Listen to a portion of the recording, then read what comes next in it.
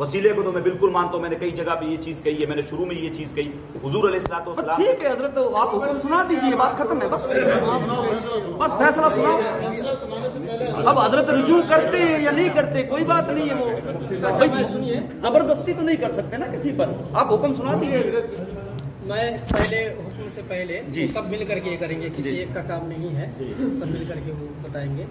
यहाँ ये मैं उनसे पूछना चाहता हूँ कि अगर कोई मोमिन आदमी अल्लाह के अलावा अल्लाह के मुकर्रब बंदे अंबिया रसूल वगैरह सब, उनसे अगर कोई वसीला लेकर के या इस्तिगासा करता है, दुआ मांगता है, उनसे डायरेक्ट मांगता है मोमिन आदमी, तो क्या ऐसे आदमी को आप मुशरिक कहेंगे? मुशरिक नहीं कहूँगा। आप शिरके असगर कहेंगे, मुशरिक कहेंगे, गुनाहगार कहेंगे, या क्या कहेंगे इसके बारे में? मैं तो आपको बताया ना भाई, मैं उसको हराम समझता हूँ, नाजायज और क्यों आप समझते हैं? ये मुझे बात ठहरे ना, क्यों आप समझते हैं उसको हराम? कोई तो हराम पर दलील जो है, ठहरे वही कह रहा हूँ मैं, इतनी आयतें आई हैं जिसमें ठीक है।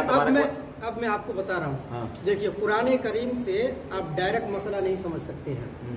कुरान करीम से डायरेक्ट मसला आप, हमारे और आपकी बस की बात नहीं है कि डायरेक्ट एकदम बिल्कुल हम समझ ही लें।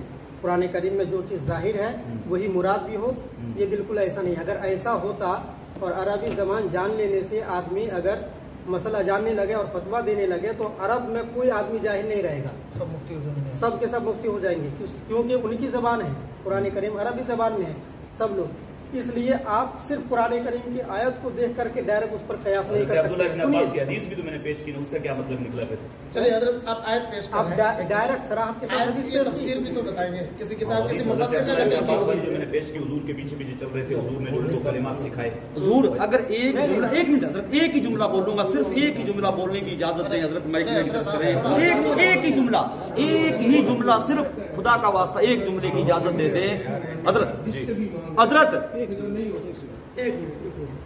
एक ही जुमला बोलूंगा। हमारे उलमाए किराम ने ये फरमाया है मुत्तफ़क़ा तौर पर कि जहां जहां अल्लाह तबारक व तआला का जिक्र आया है वहां से मदद हकीकी मुराद होगी, और जहां जहां वलियों का जिक्र आया है वहां मजाजी मुराद होगी। सारी आयतों का हजरत आपकी जवाब हो गया, सारी आयतों का जवाब हो गया। जो जो आप आयतें पेश करेंगे ना, अहले सुन्नत वल जमात ने ठोक करके ये लिखा है कि ये सारी आयतें हकीकी माना पर महमूल की जाएंगी और औलिया अल्लाह वाली हैं ये मजाजी माना में। बस बात खत्म, एक ही जुमले में हो गया।